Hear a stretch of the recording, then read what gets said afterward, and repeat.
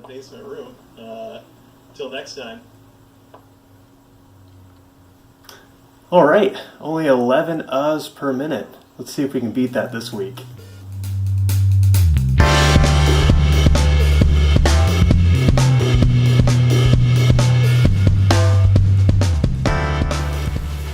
Hey guys, welcome to week 2 of GWTV. As promised, I'm here in my palatial paradise estate in my own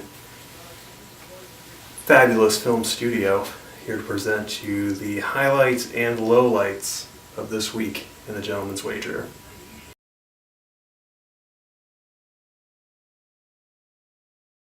Speaking of stinkers, we're going to start this week talking about the worst performances of the fantasy week.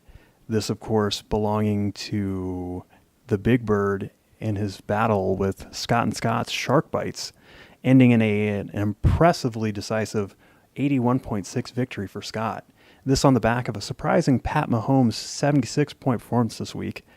The Big Bird also failed to utilize 2 solid 20-plus point games from Adam Thielen and Juju Smith-Schuster. Speaking of wide receivers, Kurt was able to use Stephon Diggs for 34 points this week, combined with Watson's 45 points for an impressive 85-point tandem, easily propelling him to a 63.9-point lead and ultimate win over a possibly deceased Brian Kiss, whose decision to start an injured Leonard Fournette had to have been the mother of all fuck-ups relating to Jaguars games this week. Of course, that leads us to the mother-son battle that was me and my mom this week, which had an equally depressing Jaguars-related mishap, with me benching quarterback Blake Bortles, whose 72 points would have made me more competitive. However, my mother's usage of a hot Ram squad for over 110 points this week easily propelled her to a 28.2 point victory, and led to some feelings of inadequacy at the old Palatial studio here.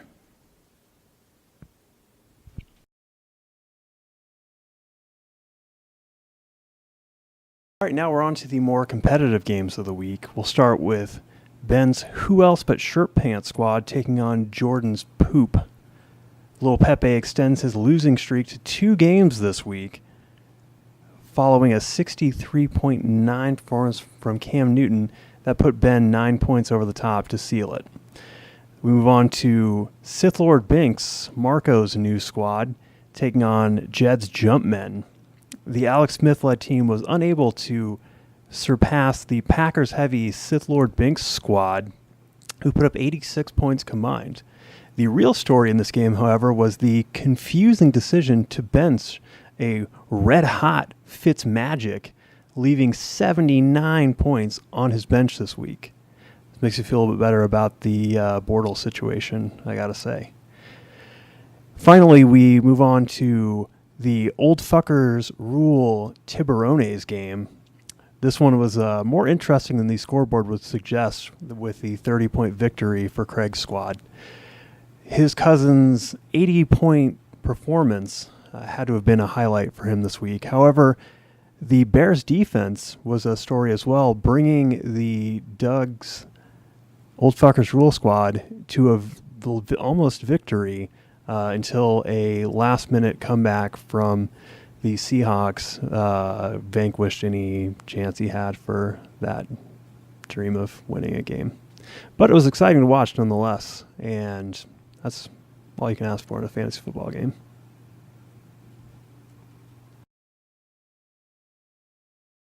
That is, of course, until you consider this week's Game of the Week. That game pitted Luke's Liverpool Holes versus Adam's Fucktards United in a battle of confusingly soccer-related nicknames.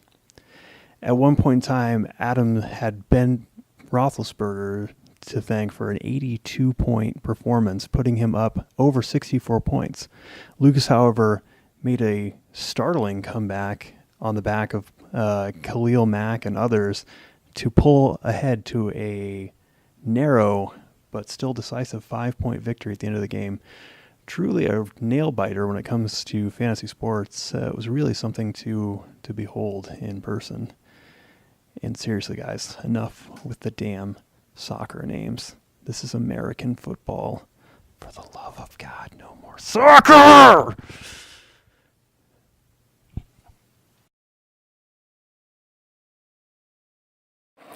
Alright, welcome back to the Shark's Den, where we bleed silver and ocean lime. This is the names of the week. Coming in first was Matthew with the Christoph Waltz. Second, Mark with Sith Lord Binks. Third place goes to me with Fucktards United, and a tie with Lucas with Liverpools. That's all for this week.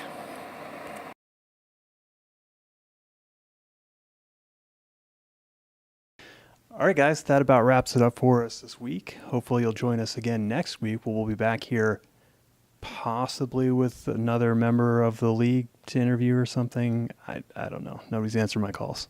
But until then...